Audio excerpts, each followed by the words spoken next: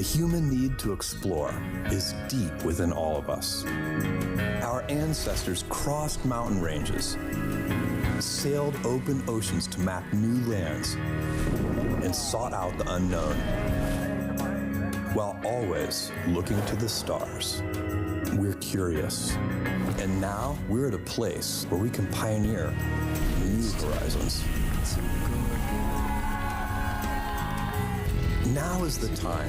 Shepard has cleared the tower. Look at our beautiful Earth, you guys. To open the promise of space to all. Guys, we're doing it! And lay the way for generations to come. When our descendants look to the stars, they'll remember this time. When they reflect on where it started, they'll remember this place.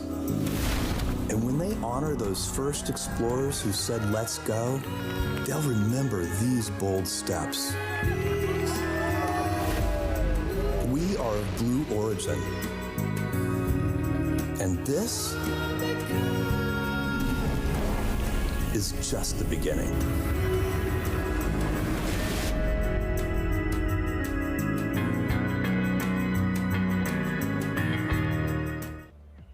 Hey everyone, and welcome to NS-37. I'm Joel Eby, happy to be back here on the desk this morning and joined by Claire Luce of our Blue Engines Analytics Reporting and Software team. Thanks, Joel. It's great to be back on what looks like a great day to fly to space. Earlier this week, we had a scrub on our first attempt after the launch team observed an issue with our built-in checks prior to the flight.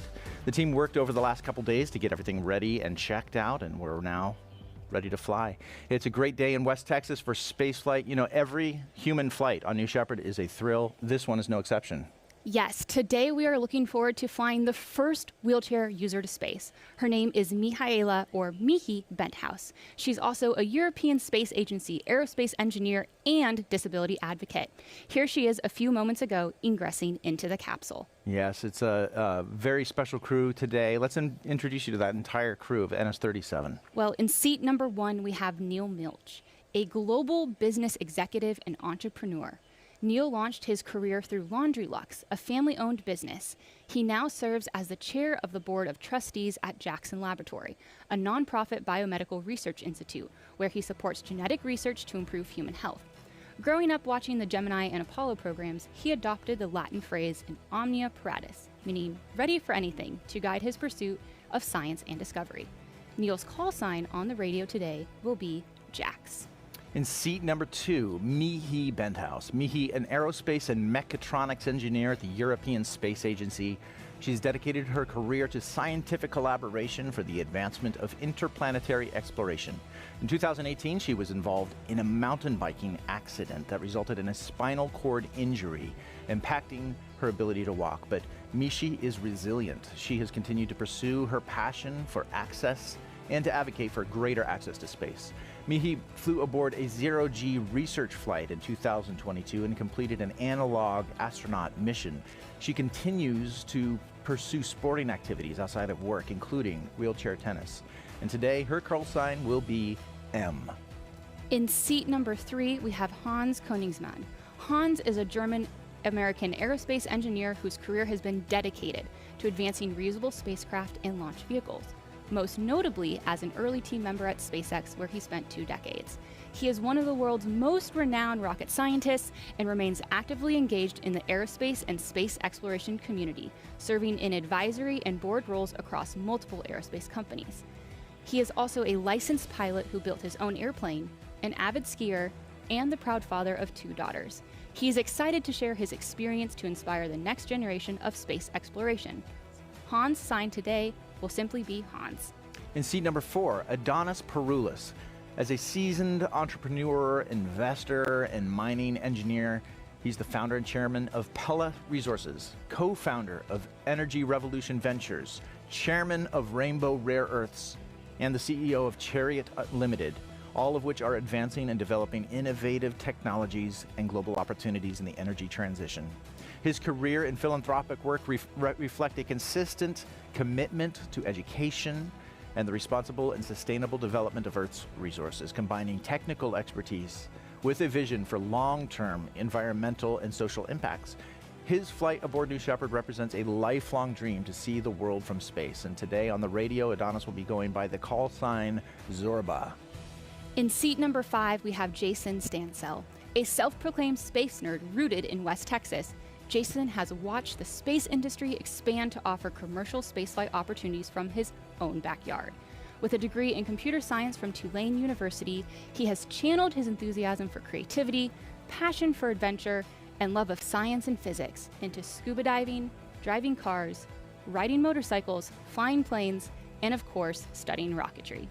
Jason is looking to inspire healthy skepticism and promote science education through his experience. He is also dedicating his flight to his brother Kevin, who passed away in 2016 to a hard-fought battle with brain cancer. Jason will be going by the call sign today, Payload. In seat number 6, Joey Hyde, a physicist and quantitative investor. Joey recently retired from his career at a leading hedge fund, and he lives in Florida now with his wife and 5 children. His grandparents ignited his fascination with space when they brought him to see the 1988 launch of Space Shuttle Atlantis, which sparked a lifelong curiosity in human spaceflight and exploration, leading him to earning a PhD in astrophysics. Joey sees his flight today with Blue Origin as a continuation of his commitment to advancing science and inspiring future generations of explorers. Fun fact, his spouse, Elaine Hyde, flew on NS-30 just a few flights ago. And I'm sure his kids will enjoy hearing his special call sign today, which is Snoopy. And I want to say to astronaut Snoopy today, happy birthday. What a great day to fly to space for astronaut Snoopy. That's Joey Hyde. an amazing birthday present. Now let's chat about the mission patch that they're wearing on their flight suit today. Yes, so the NS-37 mission patch pays homage to the crew in Blue's vision. So here we have a couple of the symbols embedded. The DNA symbolizes the importance of impact of science to Neal Milch.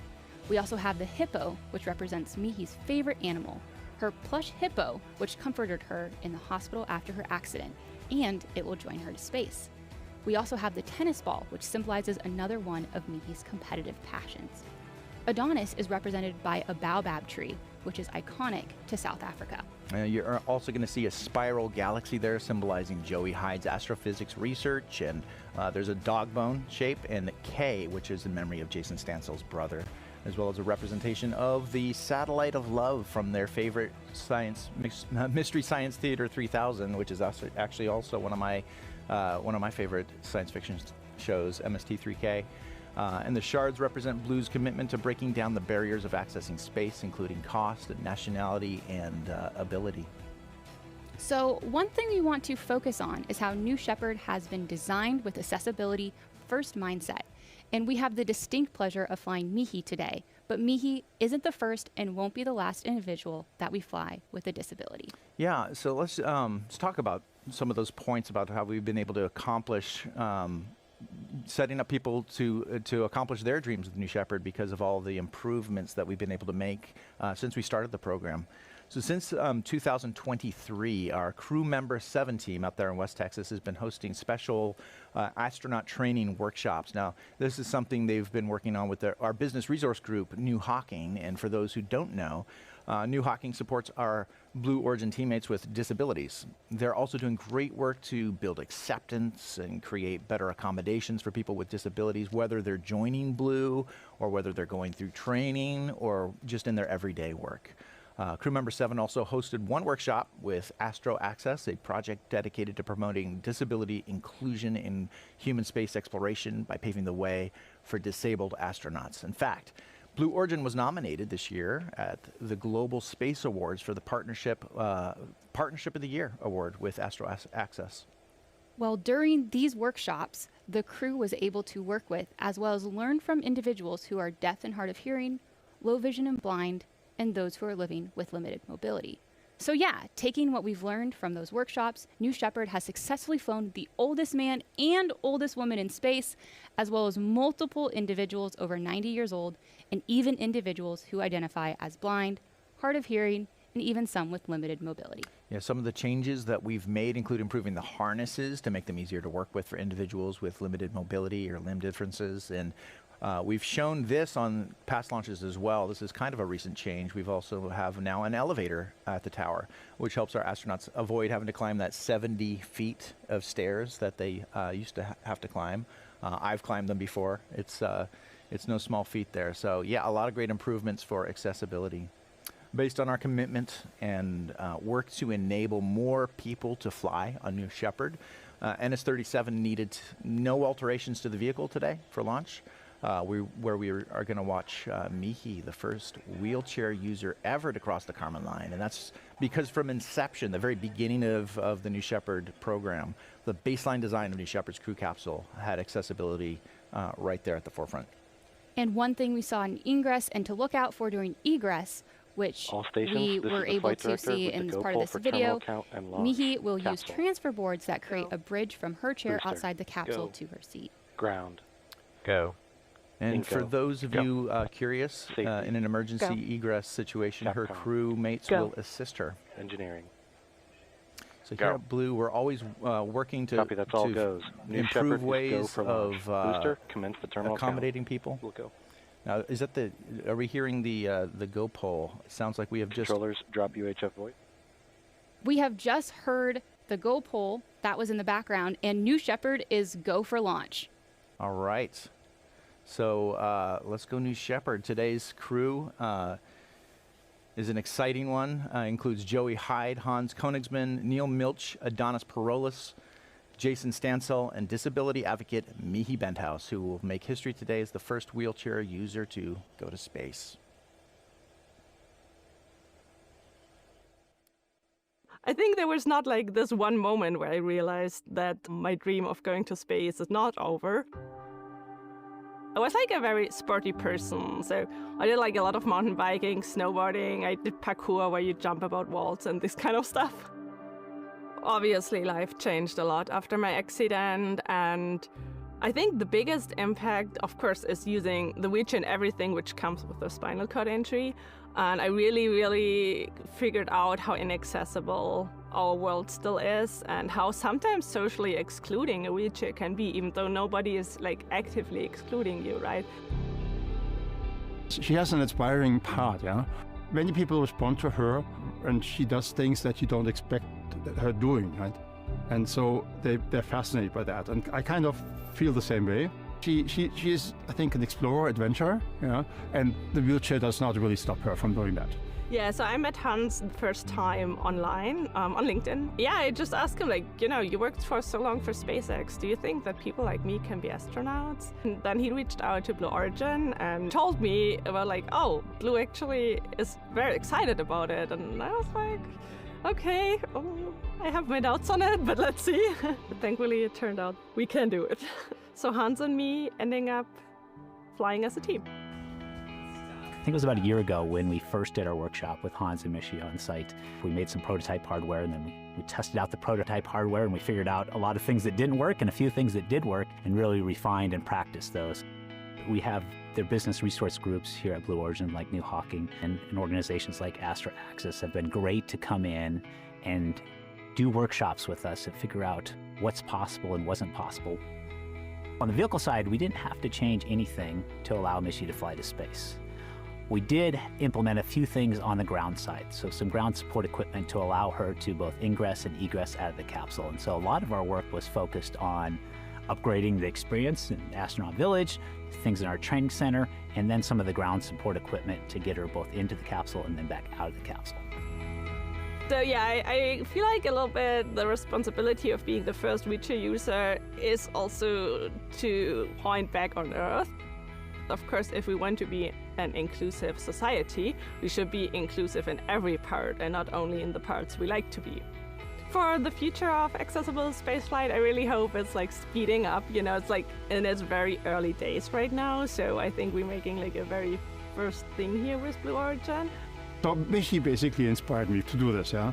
And it's her drive that kind of convinced me I should do that too, and to just experience something that I've seen from the outside for a long time. This is exciting work because this is what New Shepard was designed to do, to increase the access to space so all different kinds of people can have that experience of seeing our Earth from space.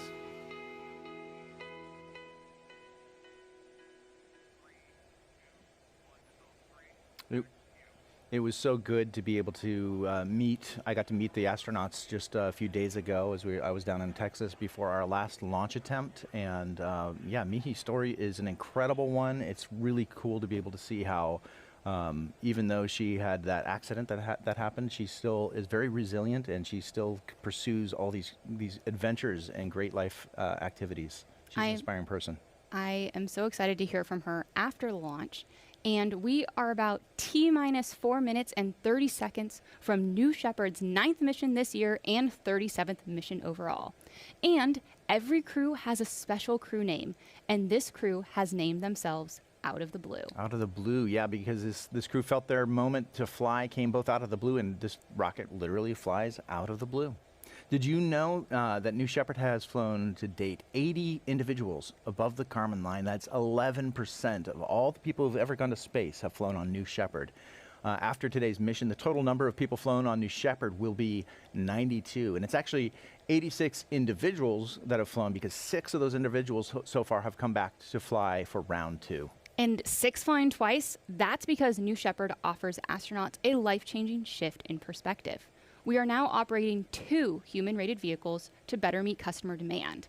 And of course, safety is our highest value. We've built redundancy into every safety system.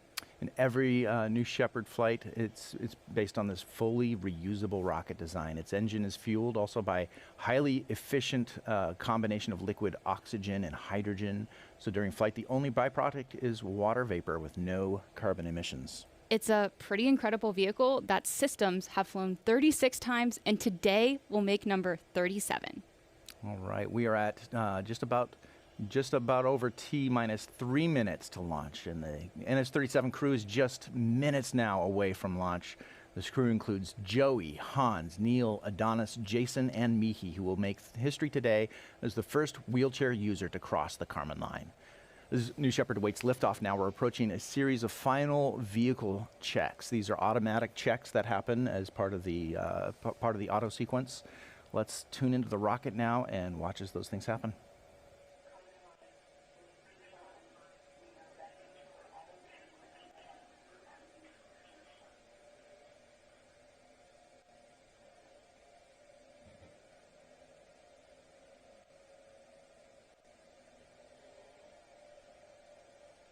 Auto sequence start.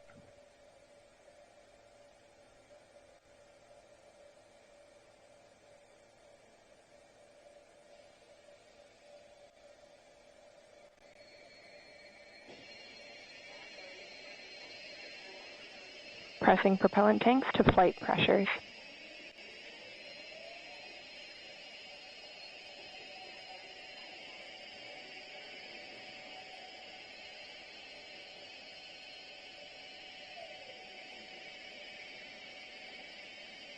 Retracting the sunshade and capsule access bridge.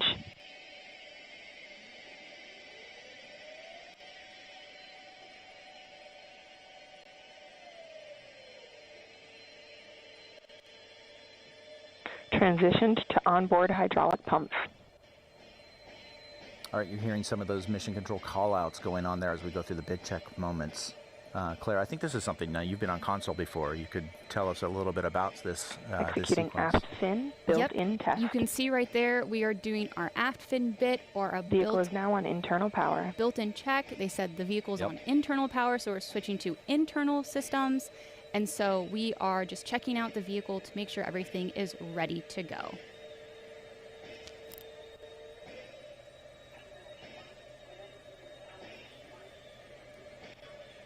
We've got our great drone operators down there in West Texas giving us some aerial footage today. I love these shots. These are really special.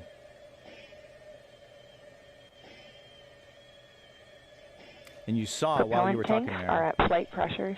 You saw the fins at the base of the rocket moving back and forth, and they were getting us ready to fly. Well, we are switched on onboard helium. Just under T-minus 30 seconds. We're going to toss it back over to the rocket, and let's go New Shepard and the crew out of the blue.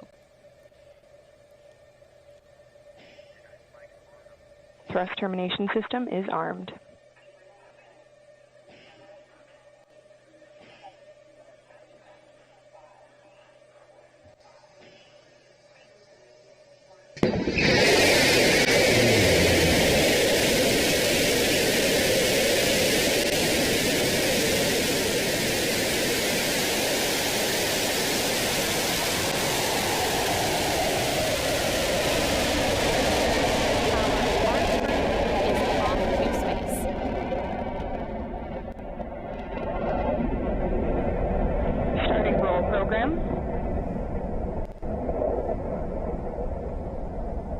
30 seconds into flight.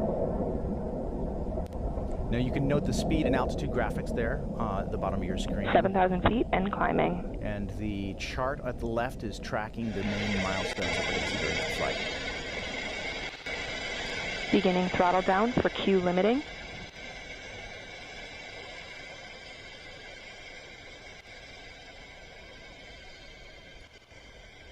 Engine response looks good.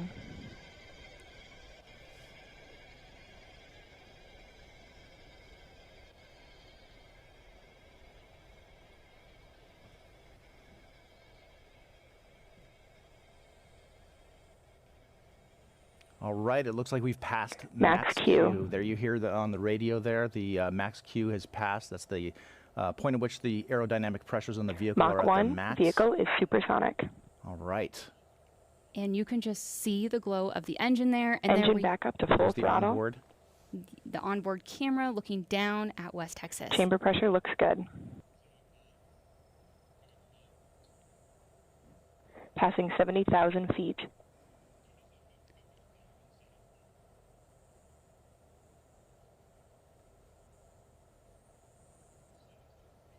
All right, we're approaching 100,000 feet here. The next milestone that we're looking here for is main engine cutoff, or MECO. And that's the moment at which our astronauts are going to start feeling the Astronauts effects experiencing max ascent Gs. of microgravity. Begin throttle down, standby MECO.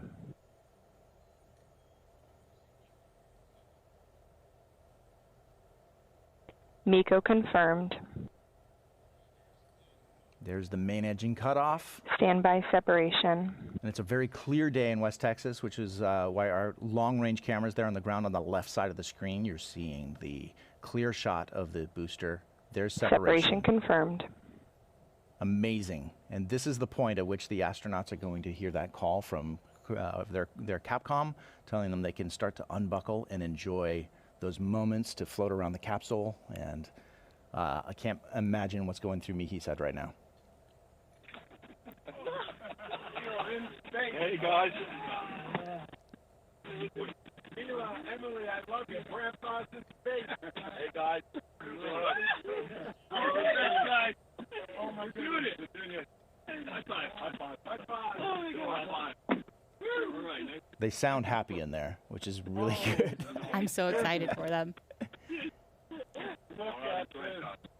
We're in space. Oh my God.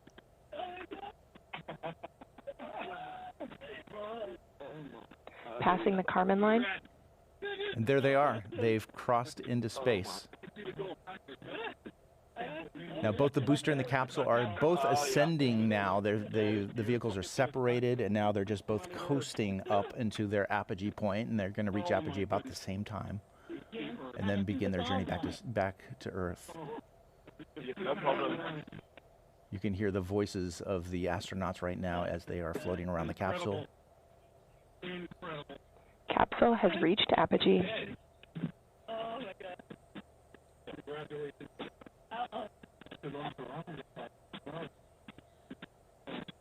4 minutes, 15 seconds into flight.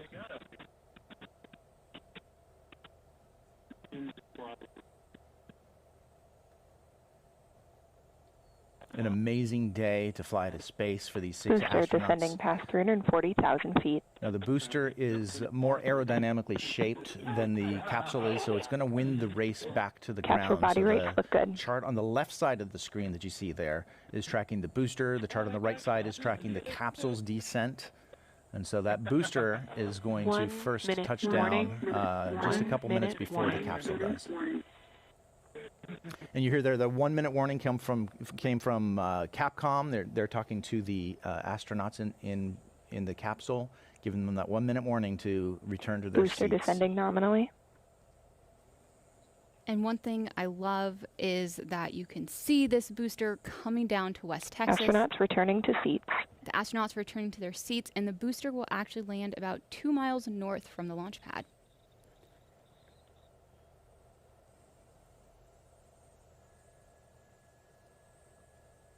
That's the onboard, we call it the tunnel down view of the the booster as it's descending back to Earth.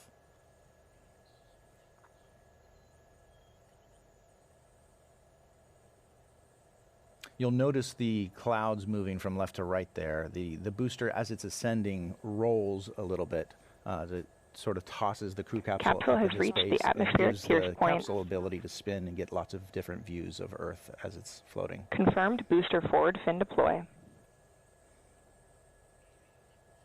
As you heard, we have deployed the forward fins, and that is because we need these surfaces to help steer the vehicle back to the landing pad. Astronauts are experiencing max Gs. All right, the astronauts are now back in their seats. They are also descending back to Earth as well.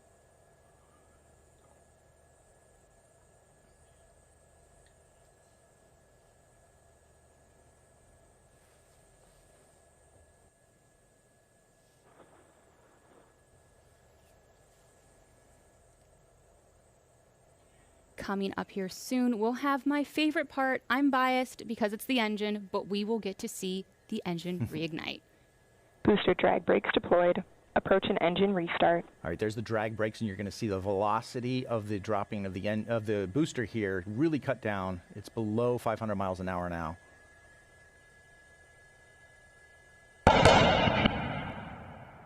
That was the song. Boom. And you can see the relay happening Engine right restart. there.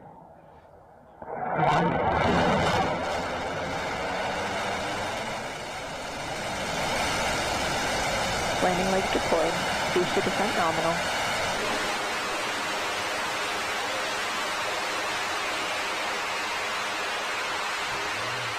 Booster touchdown. Booster touchdown. All Welcome right. home, new Shepard booster. There it is. Every time I get to see these booster landings, this is a miracle of engineering. And Starting booster auto-safing. It's a treat to be able to see it. If you ever get a chance to see it in Capsule Texas, descending nominally it's past incredible. 20,000 feet. This is reusable. Standby drogues.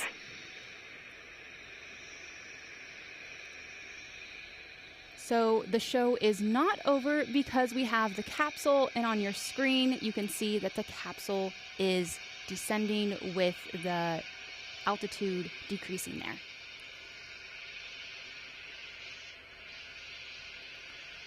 You should be able to, yep, there's the crew capsule. Now we're going to look for the drogue deployment.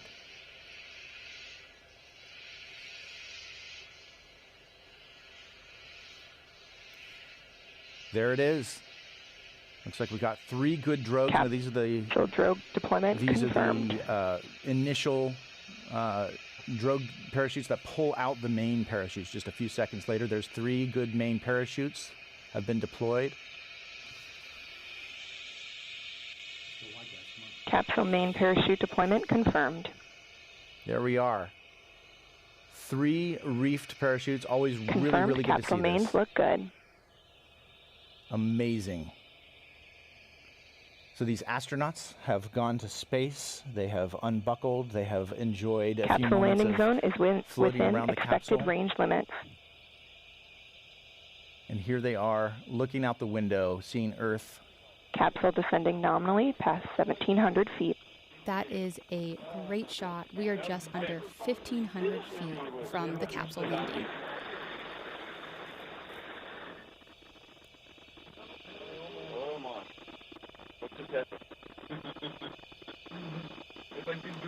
Yeah, I can see it. I can see it, yeah.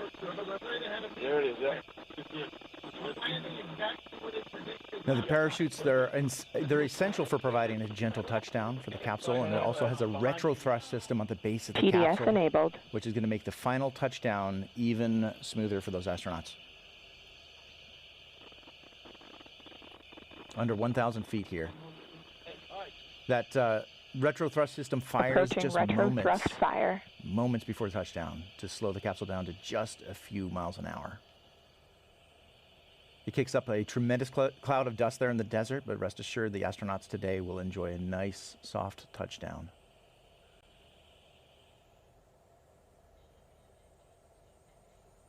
Again, great work by our drone team in West Texas today.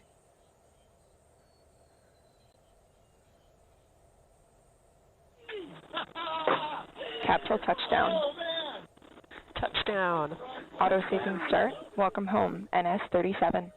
Our astronauts have landed and they have touched down back in West Texas. Welcome home, crew of NS-37, the 37th mission to space for New Shepard. Status check. It's always great to see the easy touchdown for a New Shepard crew capsule. Now, at this point, our crew capsule recovery team is going to be driving out in a convoy to meet those astronauts. They're going to safe the capsule. They're going to get ready to open that hatch, which is, at that point, we're going to be able to see those astronauts emerging from the crew capsule and get ready to hear some of the first words they're going to say about their experience. So it's quite amazing to see. The landing zone, as I understand it today, is just a little bit east of our launch pad. You can see in the little window there, that's the crew capsule recovery team. They're live right now. They are driving that road out. You can see, it looks to me like the launch tower is right in front of them. I think they're going to take a right at some point at the tower area and head towards the east, just a little ways where the crew capsule is going to be waiting for them. Now, our drone operators are able to get out there first. Obviously, the crew capsule descends on its own based on weather conditions, basically. And so we know it's always going to land in our predicted spots. We've got a great weather team that does some simulations, and they can tell us exactly where it's going to land. So the crew capsule recovery team has a good operation to go and find that capsule as quickly as they can. Well, so hey, while we wait to egress, let's chat a little bit about our nonprofit Club for the Future. Yeah, there is a tradition we have here on New Shepard. And just like we've done on past missions, today's crew made their own postcards to fly to space. Oh, there they are. There's Hans with the postcard that he drew. And yeah, this is the tradition that we do. There's Mihi's postcard. She's drawn a rocket as well. I know it's her lifelong dream to go to space, and she just got to do that just today, right in front of our eyes. That's amazing. There's Neal. So yeah, this tradition of drawing postcards, this is something that we do. It's an activity that we've been doing since 2019. We've been asking people around the world, children, students, as well as parents and teachers, and pretty much anyone who's a child at heart, to be able to participate.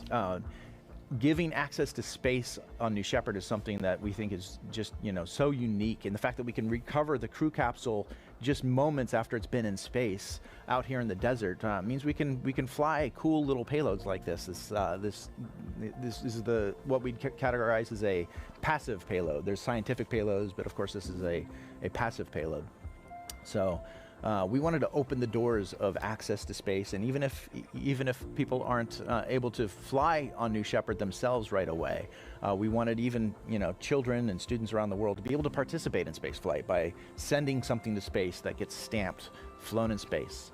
So that's what the postcard program is all about. But that's not all. Club for the Future is also sending postcards to space and back on New Shepard from space enthusiasts and partners today. On today's mission, we're carrying over 20,000 postcards to space, each one of them featuring a vision for the future, a message of peace, or a dream written and drawn by students and communities around the world. And we are proud to fly postcards from some of our incredible partners. Just like on the screen, we have one is Uniqlo with their Peace for All project. Physical and digital postcards were collected from their stores around the world, expressing wishes for world peace. There's also Arm & Hammer, another great partner of ours. They run a baking soda rocket day every year, and this includes posters from students at PS 127 Aerospace School, at Herrera Elementary, and at Paul Robeson Elementary. And Give Kids the World Village with postcards collected from students with critical illnesses and their families who visited this nonprofit resort. And we've also partnered with Space Center Houston, the Space Gal, U.S. Space Rocket Center, and Kennedy Space Complex Visitors Complex. These messages represent dreams and creativity and visions for our future. Yes, now, of course, anyone can do this. And of course, there's also our new digital postcard drawing tool that allows anybody to send their own art to space. You can go online, you can go to draw.clubforthefuture.org, draw your picture, write your message, send it to space digitally. and you can participate that way as well. And all this is because Club has a mission to inspire and mobilize future generations to pursue careers in science, technology, engineering, arts, and math, all for the benefit of Earth. Check it out.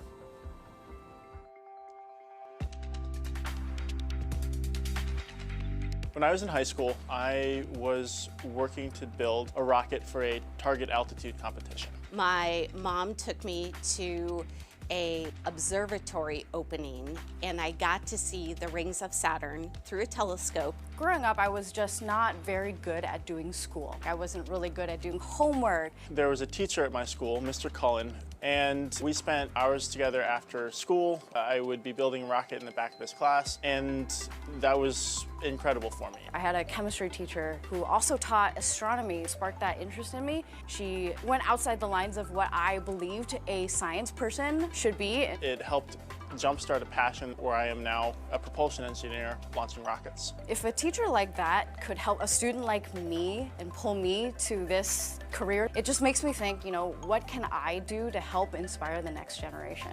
And that was life-changing for me. And that's what Club for the Future is really all about. Club for the Future! At Club for the Future, our mission is clear: to inspire and mobilize future generations to pursue careers in STEAM, science, technology, engineering, arts, and math, and all for the benefit of Earth. We're here to create meaningful experiences that spark curiosity and ignite passion. We're teaming up with educators to make learning an adventure by creating space-based lessons for K-12 students. If we want to see millions of people living and working in space, space should look like all the populations of Earth. Our goal is to make learning about space more accessible for all. So we've joined with others to reach underrepresented students and underserved communities. But it's not just about what happens in your classroom. As Blue Origin's Club ambassadors, we're here to share our expertise and inspire students through speaking opportunities, events, and mentorship. Also, with our Postcards to Space program, kids can connect with the vastness of space and the future of our planet. Draw your vision of the future or write any message you want on a postcard and we'll launch it to space and back on a new Shepard rocket.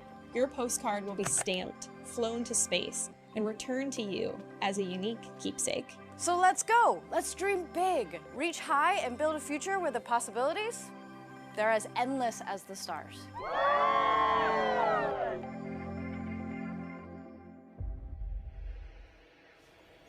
You know, Club for the Future is such a great way to ensure that the great work that we do at Blue Origin continues for future generations. It's so important that we inspire young people to get ready to join the workforce, not only here at Blue, but in all kinds of future STEAM careers. That's science, technology, engineering, the arts, and math, so that they can build on top of the great work that we're doing today.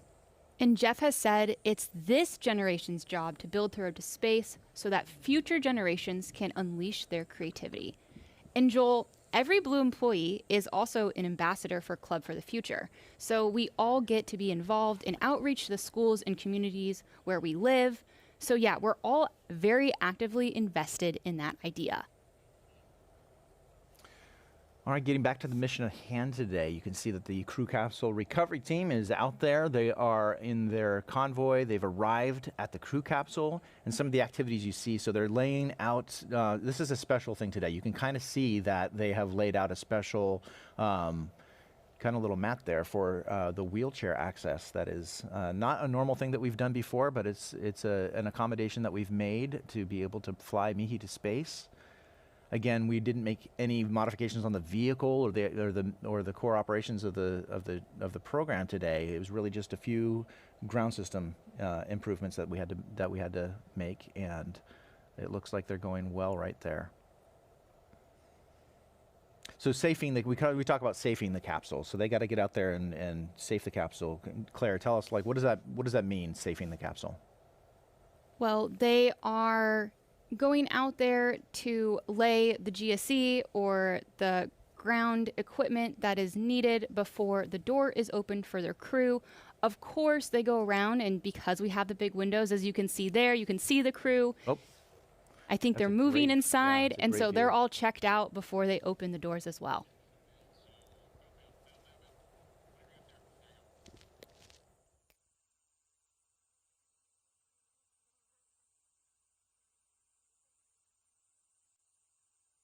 And besides the crew, they also have their loved ones out there that I'm sure they're going to give them such a big hug. Yeah, they're part of the astronaut guest convoy. And if I were there, I would be just ready to jump in and attack my family member with hugs and hear from them firsthand what it was like. So that's our photographer, Felix, is out there. He's getting good pictures of the astronauts through the windows before they get ready to egress the capsule. Now, at its core, Blue Origin is a human spaceflight company. We talked about this. New Shepard has paved the way for access to space and continues to do so with safety at the forefront. Let's check out how all the systems on New Shepard work together to keep our crew safe on their journey to the Kármán line and back. Safety is foundational to everything that we do at Blue Origin. And this isn't just about the rocket itself, it's about the training, it's about every piece that the astronauts experience when they're with us. We have a simple rule on New Shepard, and that is that everything involved with the safety of our astronauts has redundancy. That no matter what happens, that there's a backup. Thank you, Jeff and Blue Origin. You are extraordinary professionals. On to orbital missions, the moon, and certainly Mars. To my team at Laundry Lux, always be bold. There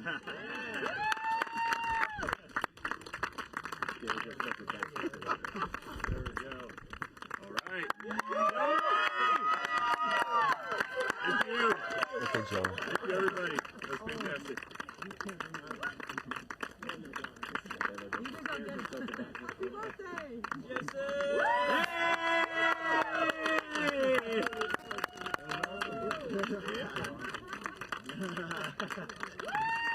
Thank you. I love all the excitement. They're pausing to get their pictures taken, which is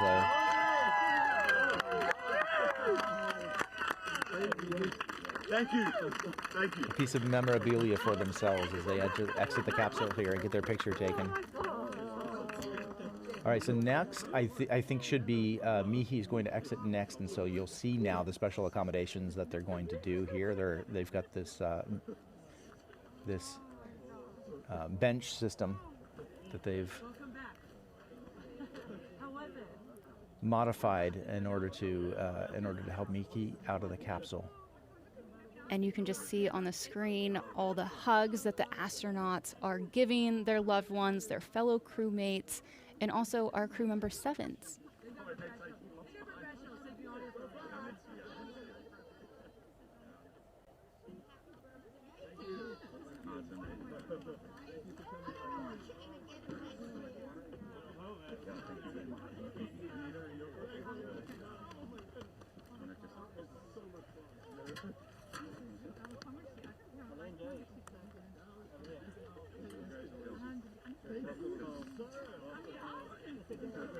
Okay, so here is Hans is stepping out of the vehicle.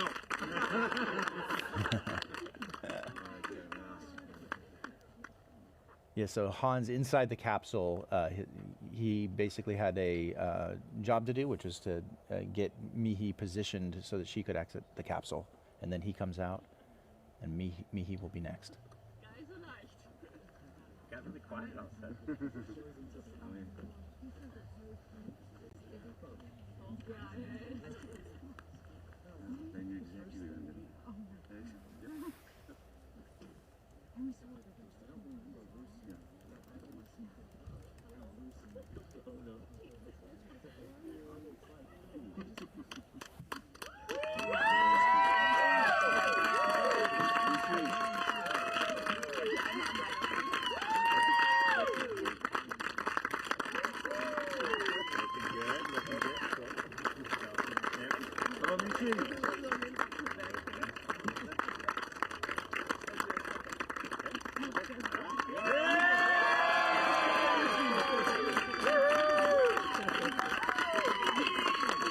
This is incredible. I love hearing the crowd there cheering her on from the ground there at West Texas. And we have our CM7 Sarah Knight and Jake Mills. They're going to lift Mihi down into the wheelchair, and she has completed her journey to space and back, safely back home on Earth. Look at that big smile. Oh, the joy that she must have right now.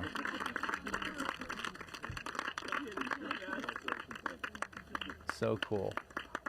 So we're going to hear now from the astronauts here in a second. So what's going to happen is Jake Mills, our crew member 7, is going to catch up with a few of the astronauts. And here we go. Oh, look at that moment.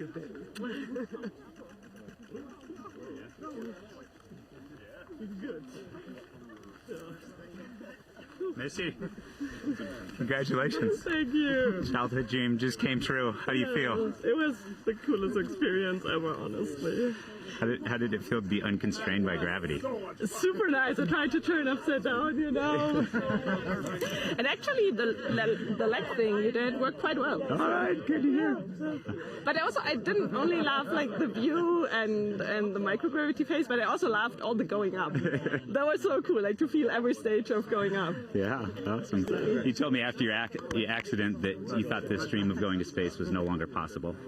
You just showed the world that it is possible. What would you say to folks that? Stop you. Yeah. What would you say to folks that have given up on a dream because they thought it was impossible?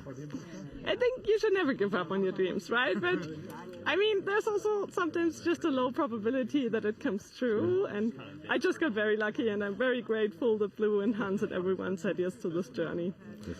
So. We're grateful for you too. Congratulations.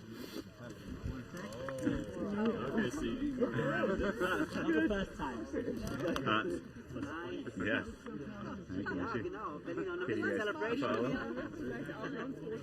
Okay. Felix. All right, look, that we just got to hear from Mihi, and now I believe. Hans, you have seen hundreds of launches. Yes. Most of them from Mission Control. Yes. You had a little different perspective on this one. True. Yeah. How did it go? First I'm sitting in, it's pretty intense. It's pretty forceful, maybe is the right word. And then suddenly everything turns off and everything flows. It's pretty awesome. Yeah. And then the, I guess the Earth and the atmosphere is awesome, but the black background is actually more intense than I thought. Just the blackness of just space. Blackness, yeah. Just like you don't see it from here, right? Yeah. And they suddenly see it. So it's amazing. Was there anything unexpected? There was a screw flying around. I caught it, but no. No, I mean, I didn't expect it to be that intense. Forever the jokester. I didn't expect it to be that intense, to be honest. I mean, it was more intense than I thought. After seeing these many launches, it was even I did get the movements are slower. Yeah. They're slower, but they're more forceful than I thought. They're more lateral loads than just like a little jolt or so. It's like slower. Yeah. And then Miko is pretty good. Just move suddenly. And then, What did weightlessness feel like? Yes, like suddenly everything's gone. I mean, it's just like you. It's more. I've done that before, so it helped a little bit, but it's still unexpected to be suddenly like it goes from 3 to 0, right? Yeah. So that was a little bit strange, I would say. Yeah. No, it was awesome. Congratulations. That's really great. Well done. Yeah, thank you. Yeah. He's worked on rockets his entire life. Finally got to experience what a trip to space on a rocket would be like. Could never have done this without Astronaut 7, really. That's what pulls a crew together. Thank you. Neal, you adopted the saying, in omnia paratus. Exactly, ready for anything. Right. I know through your training you were physically ready. Yeah. But were you prepared to look down upon Earth from space? So that is absolutely the one thing to a very profound degree, you can never prepare for that scale and that perspective to see the Earth in space. And I think it gives you a profound sense also of responsibility to convey this to others, just how fragile that thin blue line is that protects us from the void of space, and we need to take care of it. But it is the most remarkable experience. And again, Blue Origin is an extraordinarily professional organization. Thank you. Thank you. Congratulations. Incredible. What an amazing day for all of our astronauts. We are our crew member 7, Jake Mills, there is going to continue talking to the other astronauts, and we will continue to release little clips of those interviews and hear their words as they continue to egress and celebrate with their families. So, yeah, incredible day for all of us. Oh. Here's one more. We got the birthday boy. It was absolutely amazing. The kinetic forces were intense, so that part was really a thrill. Yes, from an astrophysicist perspective, how did it go? It was incredible. Yes. From main engine cutoff, going to 0G. That took me a minute for my brain and everything to calibrate. It felt like the world was rotating, even though it wasn't. Yeah. But then after that minute, got settled in, and we all high-fived with the rest of the crew and said hi to each other. Zorba and I played catch. I was going to say, you had a science experiment going on where you were going to throw the ball and see if you rotated. We were looking for Coriolis effects. I think may not have traveled the distance needed to notice that. Always the scientist. Yeah. Good. Anything else you want to add about this experience? Oh, just really the main thing I want to add is thank you to you personally. Thank you. To all of Blue Origin. You can't understand what it feels like to be here. There are thousands of people here today, thousands of people supporting this mission, and many who have worked for many years so hard to do this. And I'm just so grateful myself and my crewmates and my family get to experience this. It's just absolutely astounding, and thanks for showing up to my birthday party. Yeah. This is a first for us. We saying it's Joey's birthday today, and this was the first ever happy birthday song in the capsule before launch today. So. I won't forget that for the rest of my life. Thank you for being here. We couldn't do it without you. Incredible day for all of us, for these 6 astronauts. Happy birthday to astronaut Snoopy, Joey Hyde, as well as Hans Koenigsmann, Neal Milch, Adonis Pouroulis, Jason Stansell, and Michaela Benthaus, who is now the first wheelchair user to have ever crossed that Kármán line to go to space. It was an honor to fly this crew to space. If you would like to join and follow the pioneering footsteps of these astronauts and purchase a seat to space, scan that QR code that you see on the screen, visit blueorigin.com, click Fly to Space, and your journey beyond the Kármán line is closer than you think. And if you'd like to purchase a mission patch to commemorate today's launch, head to the Blue Origin shop for patches and much more. Here's that patch again for today's flight, which is what the astronauts wore on their flight suits. My name is Joel Eby, and for Claire Luce and for more than the 10,000 employees here at Blue Origin, thank you all for joining us until our very next launch. Gradatum Ferociter.